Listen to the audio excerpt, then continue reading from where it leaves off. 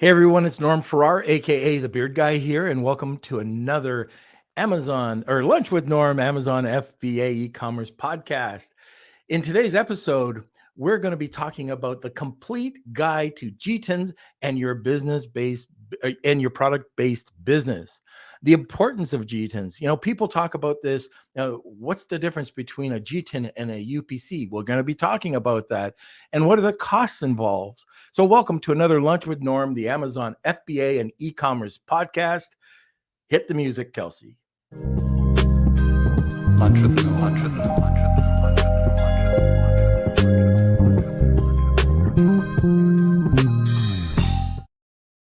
All right. How many Amazon sellers have been asking what's the difference between a UPC and a GTIN, and why is it so important?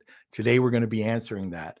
And so we're going to be talking about the complete guide to GTINs. Our guest today is the Vice President of Commercialization at GS1 US, and she oversees the delivery of programs and services designed to support efficient and accurate GS1 standards implementation for companies of all sizes. She's a frequent speaker at industry events on a range of topics, including unique product identification, RFID, image and attribute standards, and industry best practices at venues such as Shop Talk and the Council of Supply Chain. We are going to be welcoming Michelle Covey shortly, but first, let's get a word in from our sponsor. As you know, at Lunch with Norm, bigger is always better. Bigger business, bigger profits, and yes, bigger lunches. Z wants to make sure that your business and profits are bigger by taking you and your business international. They are a one-stop importer of record shop, including compliance and logistics services. They focus on all the elements involved in a smooth first-time custom clearance so that you can focus on what you're good at, selling. Click on the screen now or follow the link in the description box below and get 50% off your first shipment today. All right, where is Boy Wonder? That's me. Hello, how are you? You know what? This is going to be a great talk. It is, yeah. I don't know of anybody else that's really talking about it and explaining it to e-com sellers why this is so important. So can't wait to get into it. But before we do that, you always have these things you got to say. That's right. So we will be jumping into it very shortly. But before we do, if you're new to the podcast, we always smash those like buttons before the episode. Give us those thumbs up. Share this with anyone that you think could find value in today's episode. Amazon sellers, e-commerce. We're going to be diving into it all. So I also want to shout out our listeners, Manny, all the way from Germany. We have Rad joining us, Cool Hand 99. We have a Facebook user. And so if you are looking to join our community, the Lunch with Norm e-commerce community, you can go over to our Facebook page, Lunch with Norm, the Amazon FBA and e-commerce collective. That's the name of the group. So go ahead, join over there. It's a great place to share your ideas, ask your questions, share your memes of Norm. It all happens over there, so highly recommend. And if you're watching from YouTube, don't forget to subscribe, hit that red button, and ring that bell so you get all the notifications. And I haven't told you yet, Norm, but our Lunch with Norm team that helped produce the podcast, the blogs, they played a little April Fool's joke on me this morning. They changed over every single name and their profile pics to Kelsey Farrar. I was losing my mind. I thought there's 10 Kelsey Farrars happening and they're all talking to each other. And I was the only one that could see it. And so I just want to shout them out. Thank you for the stress today. But yeah, it was all good fun. I loved it. I love our team. It's great. Oh, that's great. I wish I was in on it. Nobody tells me these things. Okay, so like I said, this is going to be a great topic. If you do know anybody who wants to learn more about this, just notify them. Let them know that this is something we're going to be talking about. All right, so let's get started. If you have any questions, question is, for anybody who's listening right now, are you using GTINs or UPC codes for your Amazon product listing? I'm curious. All right. Questions, comments over into the comments section. Sit back, relax, grab a cup of coffee, enjoy the show. Welcome, Michelle. Hi, thank you, Norm. I'm very happy to be here today. I'm glad you were able to make it. This is such an important topic, especially for newer sellers who really don't understand the difference between GTINs and UPC codes. So I'm glad you're going to be able to explain all of that in today's episode. Yep, glad to be here. So, one of the things that's happened over the last couple of years is there's been a huge surge in new sellers in during the pandemic. Mhm. And I'm just wondering if there's anything that you've noticed from your side of things that people should know. If they're coming in as a new seller, are you getting a ton of questions, or are people going to the cheaper alternative? So there's a lot of things going on. Well, since the pandemic, a lot of people have been stuck in their houses. I mean, we've all been there, and we had a lot of extra time on our hand. So a lot of new small businesses came and, started, you have your passion, you want to make that new widget and sell it on Amazon. So we saw a lot of new businesses start over the last several years. And a lot of new companies coming to GS1 to get their product identification. I think in the last year, we heard through some of the census numbers, over 5.4 million new applicants of businesses started in 2021. And we saw a lot of those new small sellers come to us, and they had a lot of questions. And the first one was, what is a GTIN or a UPC? How do I get it? And why is it so important for Amazon? And or other businesses. So one of the things about a UPC code or the GTIN, they're unique identifiers. I mean, that's the main thing. It's a unique code specific to that product SKU, correct? Correct. So let me explain the difference between, Sure. One of the first things that you started, what's the difference? So a GTIN, actually, it stands for a global trade item number. And that GTIN is actually the number that is associated to your product. In the US market for many years, it was the 12-digit UPC, the GTIN 12. And in Europe, you'll see the EAN, which is usually a 13-digit number. But those are so think of the UPC and the EAN as they're part of the family of GTINs, because there's actually other numbers, other lengths of GTINs. There's a GTIN 8, there's a GTIN 14. So the UPC is really the 12-digit, and the EAN is the 13-digit GTIN. So the GTIN kind of is the family name of product identifiers. Okay, so when you, and this has been a question that's asked all the time, when you're going into Amazon and you have to pinpoint a specific unique identifier, it'll ask you if you want a GTIN or a UPC. Mm-hmm. So you just mentioned that the UPC is a 12-digit code, or the what's it called? The EAN is a 13-digit code. Mm-hmm. But and then what Amazon wants, sorry to interrupt, but what Amazon wants when they say the GTIN, that's the 14-digit GTIN. So it is a little confusing on their platform. So the UPC is the 12-digit, EAN is the 13-digit. And then when they say GTIN, that's the 14-digit. And generally, a 14-digit GTIN is usually associated to like a case or a larger packaging item. So in the US market, most people for retail sale will have a UPC, the 12-digit GTIN. Is there a reason why somebody would go with a UPC versus the GTIN, or vice versa? So again, the UPC is that single selling unit. The GTIN 14 tends to be more of like a case or a pallet, a larger logistical unit generally, but those are now sellable. Usually they were marked for just kind of a logistic unit, but because retail has changed so much, you can start selling in cases. Okay, and why is Amazon and why do e-commerce online stores want sellers to use GTINs over a UPC?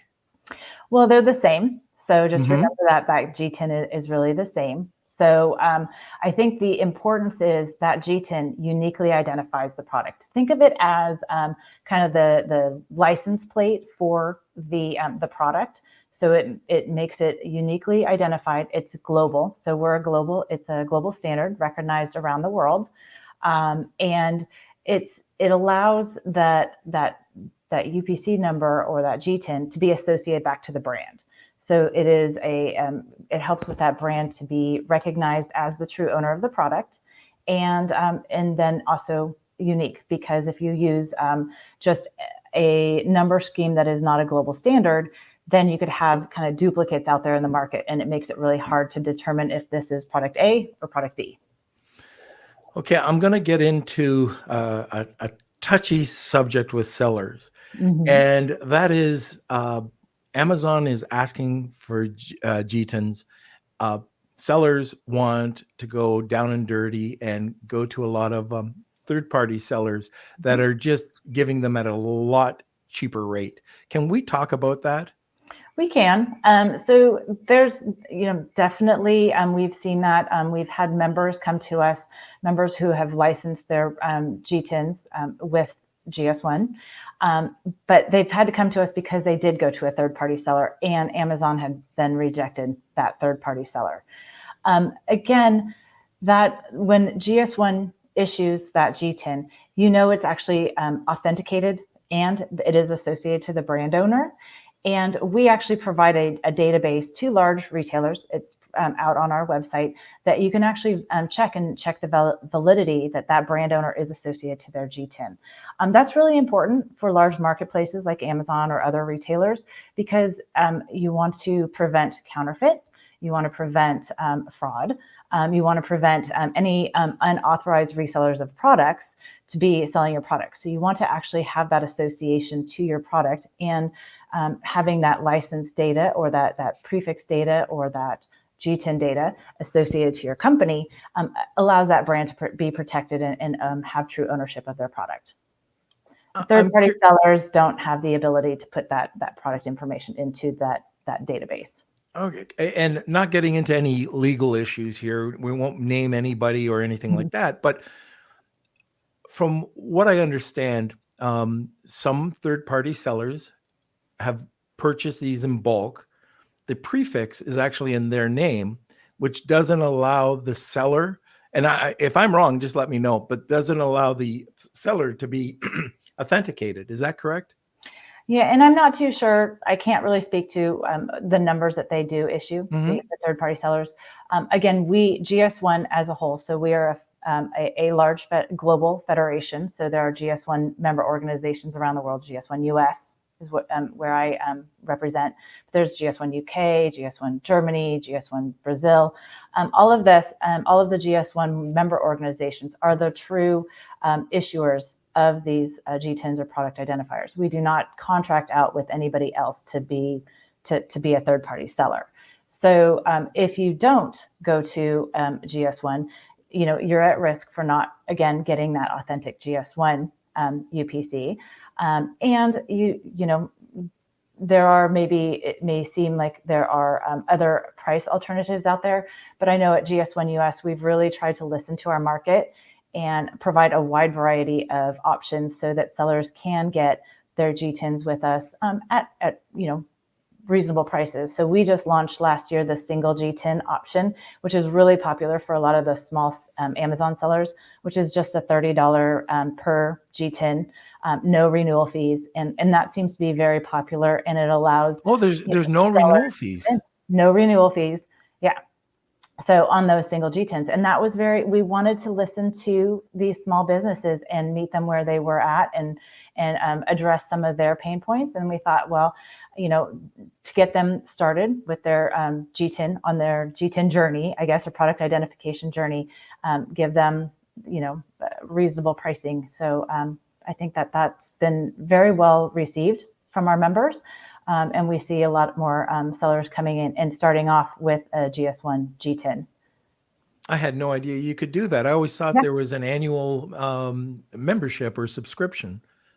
When you start getting into some of the prefixes where you get more of the GTINs in bulk, that's when the renewal fees are. But the single GTIN has been, like I said, very popular for a lot of the small sellers.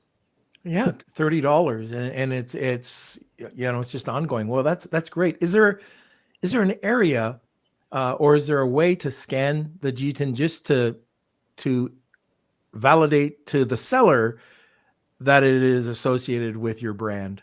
Mm-hmm. So there are some online tools on the GS1 sites, whether it's in GS1 US or on GS1 the global site. If you enter that GTIN in, it will then populate and tell you who the seller is or who that company is associated. So it's and everybody calls it different things, but we call it the GPIR site. It's GEPIR. But you look that up, and then you could authenticate that GTIN is associated to the company, and it'll bring that association up. All right, this is probably a stupid question, but if you're going in and you're buying the GTINs, can you put it under your brand, or does it have to be under your company name? We get this question all the time. So when you license your GTIN through GS1, we do ask that your company name be your company name. There is a field when you actually go into our tools to start creating your GTINs that associate to the brand name. But we do ask that the prefixes or the single GTINs are licensed to your company name. So your company entity, that's your legal entity. That's the ownership of your GTIN. A lot of times, if you think about it, like large brands, multinational, they'll have many brands, and it's really hard to associate a prefix to a single brand if they have many brands. So we do say associate it to your company name. Okay, very good. All right. Another question is that you were just mentioning a little while ago about different locations in the UK or in Australia. Do I have to re-register if I'm selling in Australia? Do I have to register over there as well? Any product that's going there, or is it just if I'm in the US and I get one GTIN, I can use it to sell globally? The beauty of a global standard is it will be recognized around the world. So that's why it's a global trade item number. So there are some nuances of when you would want to change your GTIN, but in general practice, that GTIN that when you assign it to your product would be recognized globally. So you could assign it to your cup if you're selling mugs, and you could sell it in the US market, you could sell it in the UK market or Brazil. There are some GTIN management standards that if you change any packaging, maybe because of local language support, then it kind of becomes a different product because one may be in English and one may be in French. You would then want to change the GTIN just to keep them separate. But other than that, you could use the same GTIN on your product around the globe. If we broke down the anatomy of a GTIN, can we talk about that? So you've got your company name, you could break it into a brand. Mm-hmm. Can you add a description or SKU number or anything like that as well? So the great thing that we offer at GS1 US is when you become a member, we call it a member, when you license yourself either a prefix or a single GTIN, you are given a free subscription to the GS1 US Data Hub tool.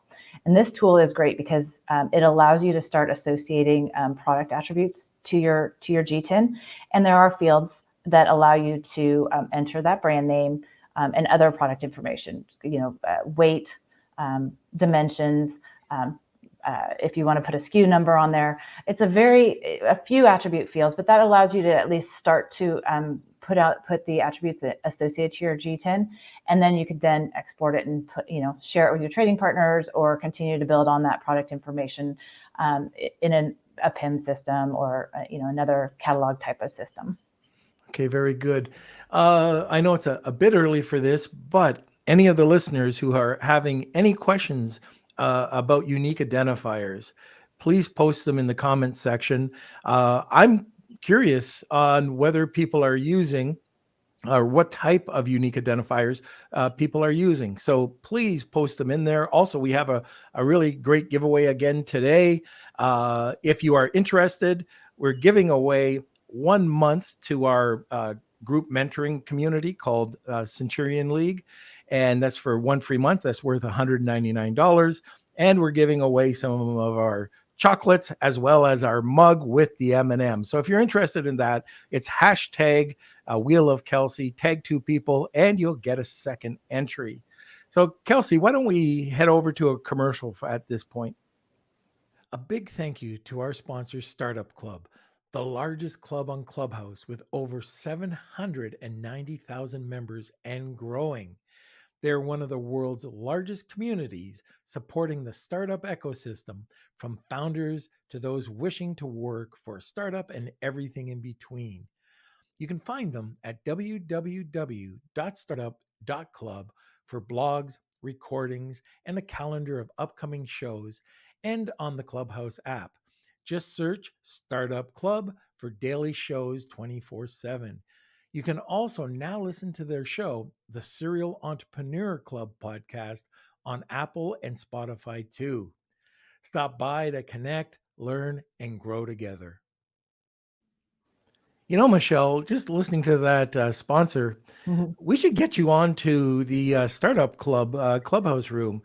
There's a lot of entrepreneurs on there that, again, they're online sellers. They have no idea about the difference and, why they should be doing this. Yeah. Okay, so let's get down to cost. What does it cost? What do people have to expect to pay? So, each GS1 member organization may have a different business structure, but at GS1 US, all of our pricing is out on our website. Again, like I said, I mentioned that single GTIN is $30 with no annual renewal fee. So that's, been very attractive for the small businesses. We do then have pricings for prefixes, and prefixes is really just think about buying your GTINs in bulk. And we have a variety from 10 to 100 to 1,000, 10,000, and 100,000. So it just depends on the number of GTINs you want. And they'll vary based on that capacity that you want. There are renewal fees associated to those prefixes, but it's a great way, especially if you are starting, have a large product line when you start and launch your business. Getting them in those bulk actually does end up being a little being cheaper or more reasonable, because you get one price instead of having many single GTINs. Right. Now, we talked a little bit before we went live. Can you talk a little bit about some of the problems people are experiencing when they're not using a proper GTIN and on other online platforms? Sure. So, really, if you get down to it, the GTIN is really important. It's usually one of the things that we recommend when you're launching a business, one of the first things to think about. So unique identification of your product is really key. As you know, Amazon is asking to have that GTIN associated to your product, but it's also really important when you're thinking about channel expansion. So many other major retailers out there also utilize the standards to ask sellers to identify their products. So if you're going to expand to the Walmart marketplace, or if you want to sell into like a Target or any of the large retail chains, they will also ask you to provide your GTIN information. So, we always say, starting off, sometimes you might want to go the short route and go with a non-GS1 or a third-party identifier because it might be cheaper. But in the long run, what it does is it ends up costing you a little bit more, because you'll have to come back and actually license through GS1 and get that product identifier, and then assign a barcode to your product. So the barcode really has that GTIN embedded in it, so that when you do actually sell your product into, say, like a brick and mortar type of store, it could be scanned at point of sale. So it does that little beep across the checkout stand. That's when your GTIN gets embedded into that barcode. And as you know, many major retailers require that, so that it could be scanned to do price lookup at the cash register. I can tell you right now that my program manager and myself have lost our hair just recently, the last 3 months, on this issue and with Amazon, and from going from a UPC, them rejecting it and saying that it's not good enough, you have to have a GTIN, and then trying to get them. It used to be very simple. You could just go in, log in, put the new code in, and you're off to the races. But it's not like that anymore.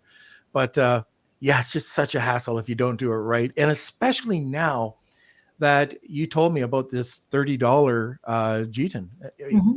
Yeah. You can't go wrong with that. You can't go wrong. We do find too, you could go to a non-GS1 source for your product identifiers, go to list on Amazon, and they'll say, sorry, you can't list with this number. Usually because they'll do that check, I told you, against that GetPeer database, and it'll say, nope, that product doesn't belong to Michelle's company. It belongs to, Norm's company. So it'll tell you, you need to come back and get your GS1 G10. So it's really important. And I guess, I really never thought of it this way, but to help stop counterfeiters. So if I'm selling on Walmart right now, and right now, like a lot of people are going from Amazon over to Walmart, and there's already people selling products over on Walmart that's not their brand. I mean, they're the brand owner. There's other people selling. If you've got the GTIN, well, that's your escape, I guess. I mean, you've got the brand and you've got the code, then you can kick the person off for not being the brand owner. Correct. So, I mean, it allows you to kind of protect your own brand, protect the product, make sure that you are associated to that product. Again, it just helps with, keeping your product safe, and hopefully, reducing counterfeit, reducing non-authentic resellers of your product. That's why a lot of companies do reach out and ask, to check that data against the GS1 database. And I'm assuming this, but when you let's say you're in the pet niche and you go over to Walmart and you go over to Chewy, they're going to check the database to make sure that it's valid, correct? Yeah. So again, a lot of those retailers are using the data that is provided to ensure, brand or company is associated to your GTIN. Okay, another interesting question. I really never thought about this. Kelsey was talking to me about it, but can having a GTIN help you get seen in a search? Does it help you out in any way be searchable? It's true. So we have worked a lot with Google in the past, and they're actually a very big advocate of GTIN because it allows that search engine optimization to bring together products that are associated to the same GTIN to then display them for, if somebody's searching for a pair of sneakers, that GTIN will then bring together all of those sneakers, maybe the different retailers that are selling that sneaker based on the GTIN. So it will actually help raise your product in searches, and it also makes sure that they're grouped together appropriately. If maybe different retailers are selling them, it'll then provide the different offers across those retailers. But it's the glue, or that piece that kind of glues everything together, because it's the unique identifier.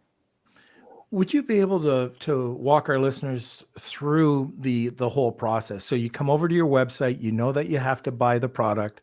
What do? You just go in, you buy the one, or if you buy the 10 license or the 100 license, what happens and how do you associate that with your product?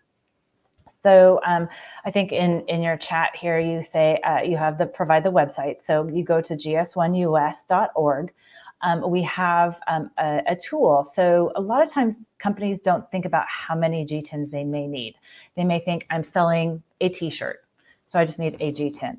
But you need to also think about the colors and the variations that you may sell of that product. So instead of having one or needing one GTIN, you may need one for every color you sell and size. So, if you have 3 colors and you sell it in small, medium, large, so you have 3 sizes, you'll actually need 9 GTINs. So we have a tool that will help you estimate how many GTINs you need. So if you're trying to figure out, how many to actually license, that we have that we call it the barcode estimator tool. That's been very helpful, especially for some companies that may have some products with a lot of variations. We also think about growth and expansion. So you may have, say, 5 or 10 products now, but if you are successful and want to continue to grow your business, maybe in 2 years, you're going to want, you're planning ahead. You might think you have 20 products or 50 products or over 100 products. So think almost like 2 or 3 years down the line, and then plan for that capacity, because then you don't have to keep coming back and licensing more. So you have the capacity to actually assign GTINs early on. So first step is just understanding how many GTINs you need. Once you do that, then you could either select the single GTIN option, or you go for a prefix, which is that bundled option. And it's a simple online e-commerce kind of transaction. You just enter in your company information. For the single GTINs, we do ask for a product description and brand name associated to those GTINs. But you just fill out your company information, fill out your payment information, you hit submit, and we actually administer either your prefix or your single GTIN in near real time. So you'll even get your identifier on your screen, and then you'll immediately get an email with all that information too. And like I said, at GS1 US, right after you license your either your prefix or your GTIN, you'll then get access to our data hub tool, where you could then continue to assign more product attributes if you want to. Now, is there anything that you have to hold on to? Is there a certificate that's issued that can prove that you're the owner? So when you do license your prefix or your single GTIN with GS1 US, you are issued a licensee certificate with that either that GTIN or that prefix associated to it. It is also something that you could, we have an online account tool type of thing. So you can log into my account and download that prefix certificate if a retailer or a trading partner requires it. But yes, we do provide that so that you have that proof that you are the true company owner of that either prefix or that GTIN. I'm thinking ahead, and I'm thinking, okay, I'm going to be a successful Amazon seller and I'm going for my exit.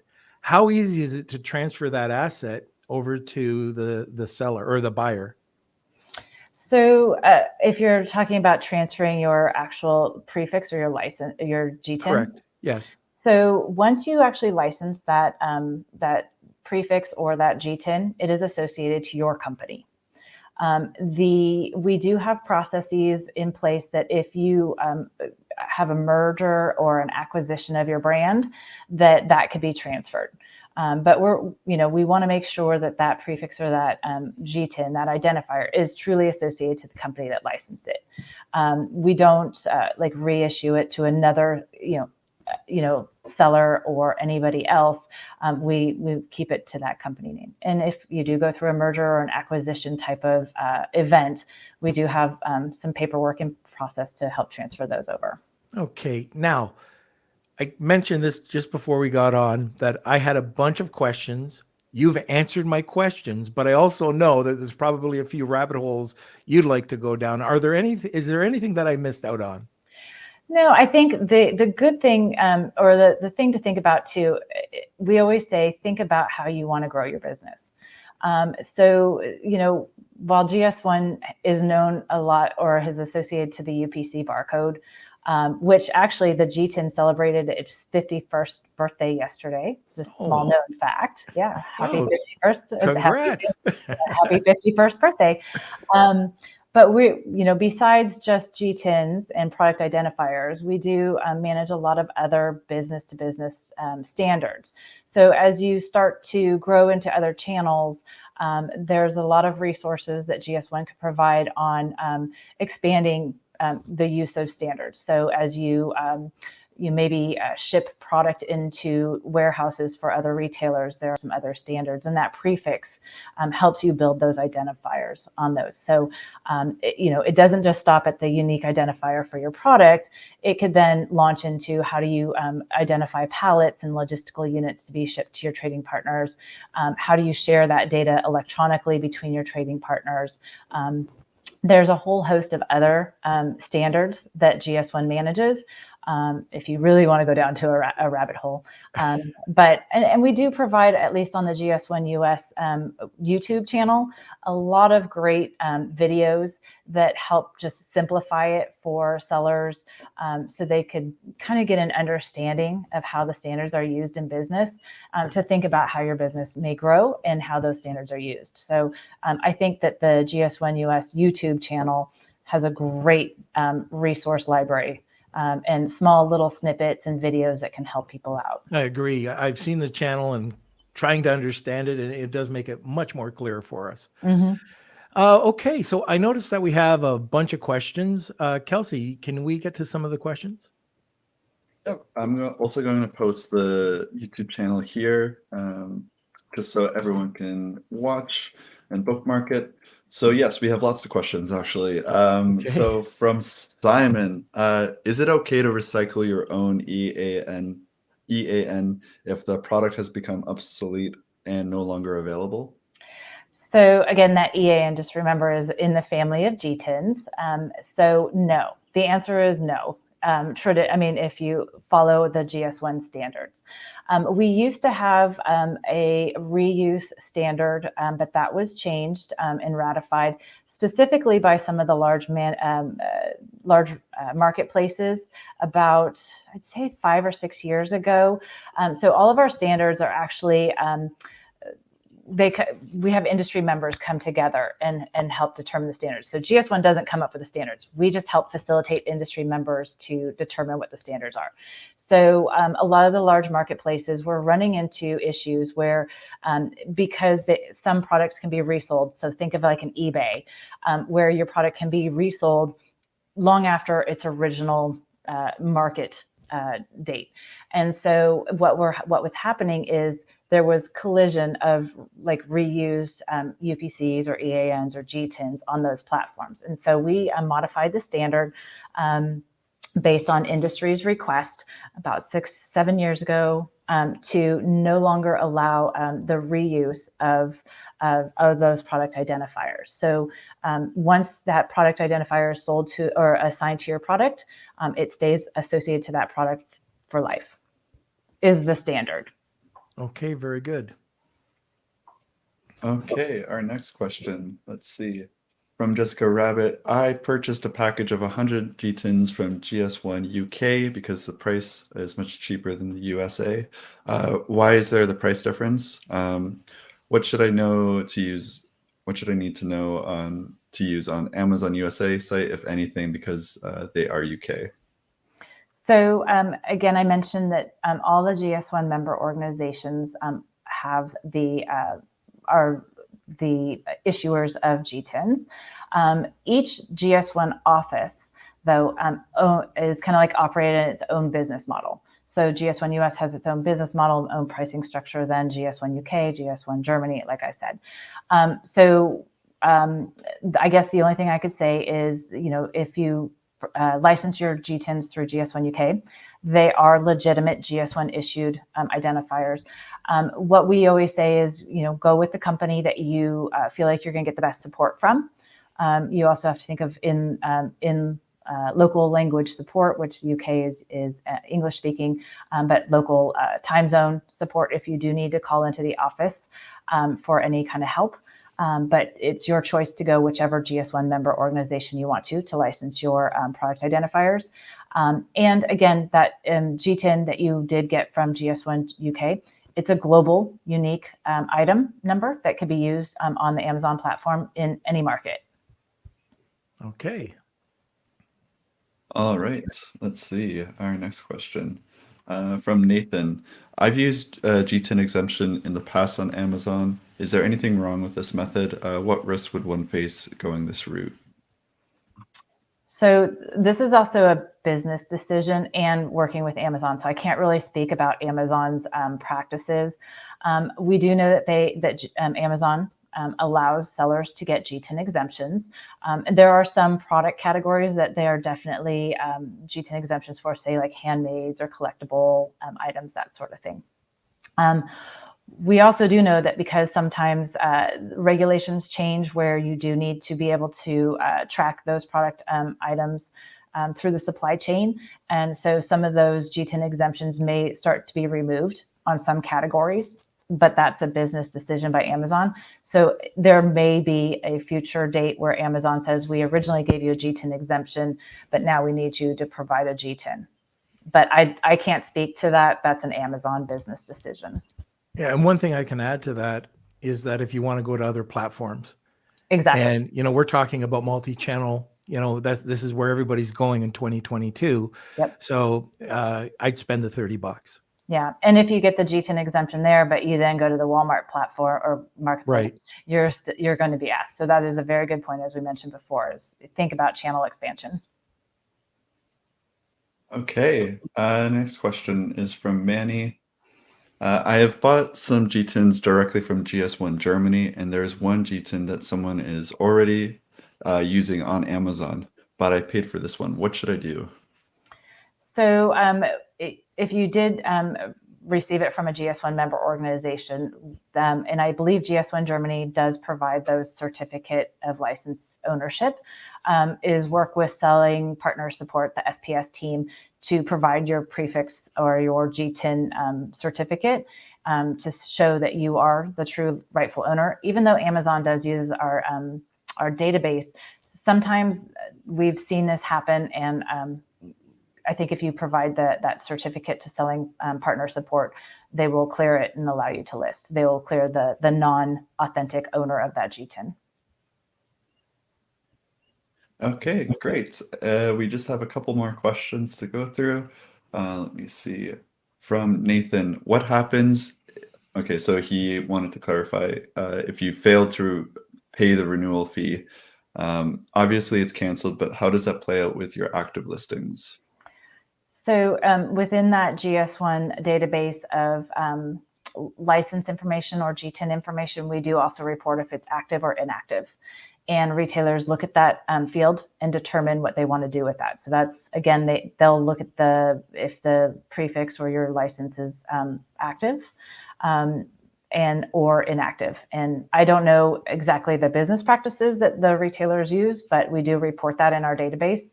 And then those retailers can make their choices on how they're going to work with the sellers that have inactive prefixes or licenses.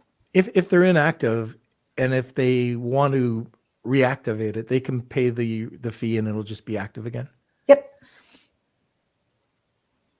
Okay, and our last question from Rad, is the G10 cheaper than UPC?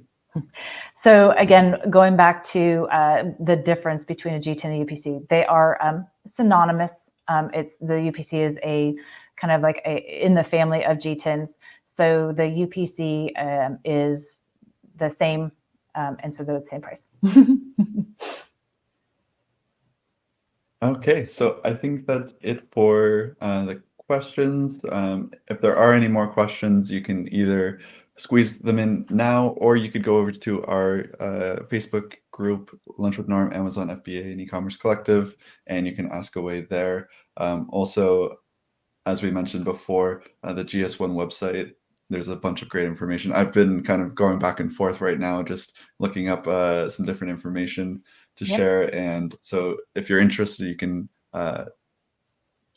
visit the page here. I've posted a link in the comment section. So, it looks like we have one more question from Red. Do we have to pay $250 to get the GTIN number to GS1?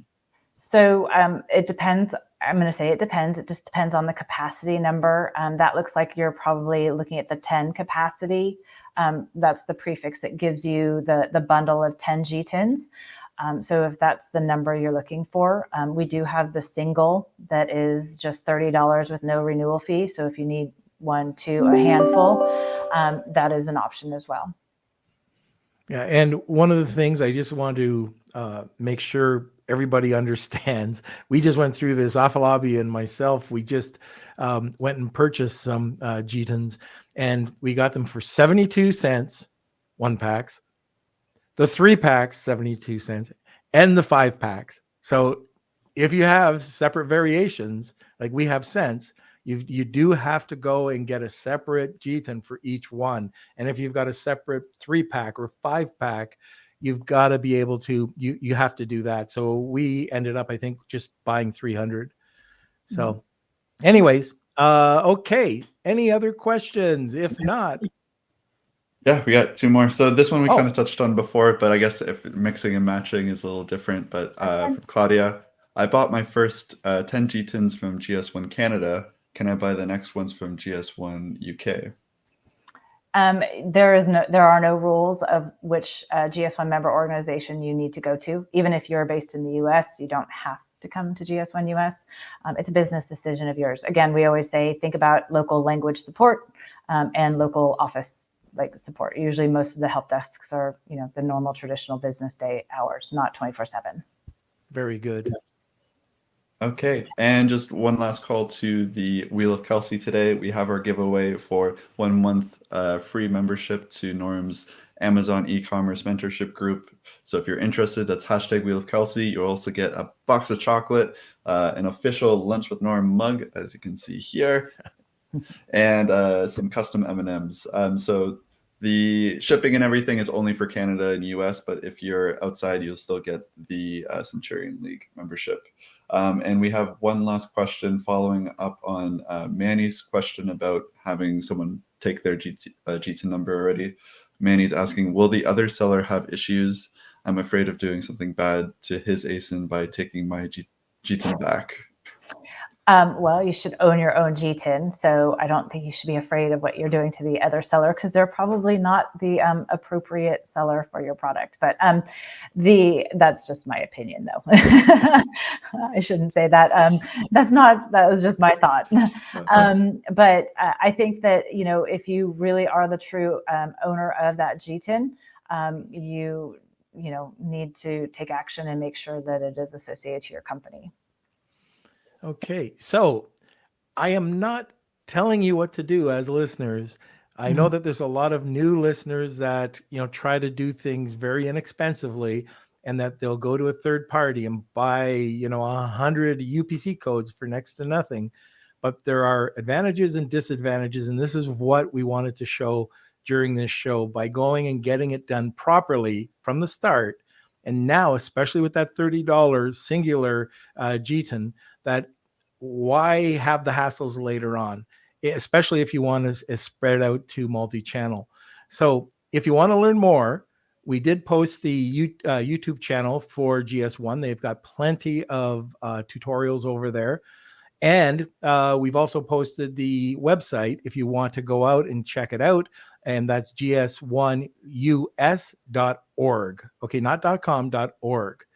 Okay, so Michelle, I think that we nailed everything. We could probably go over to the Wheel of Kelsey, unless we have a sponsor. Kels, do we? Meet Sellerize, our favorite suite of tools for Amazon sellers. Leverage 19 innovative tools to dominate your competition on Amazon. Get your customer reviews, rank higher, track and analyze profit in real time. Sellerize is what you need to make data-driven decisions and give your business a boost. Get a free month trial by signing up with a coupon, Beard Nation. Follow the link in this episode's description and get started now.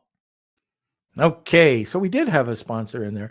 All right, lucky I checked. All right, so Michelle, you've never seen the Wheel of Kelsey. Sit back. It's something else. All right, you might want to turn down your mic. Here we go, the Wheel of Kelsey. It's time for the Wheel of Kelsey.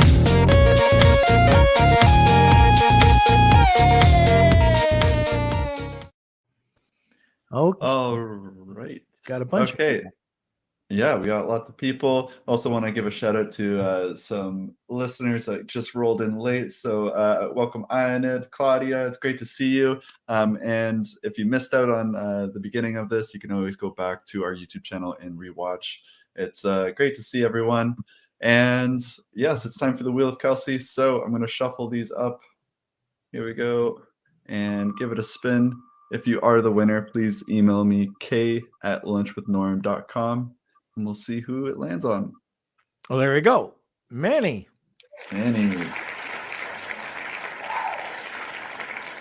All right. Congratulations, Manny.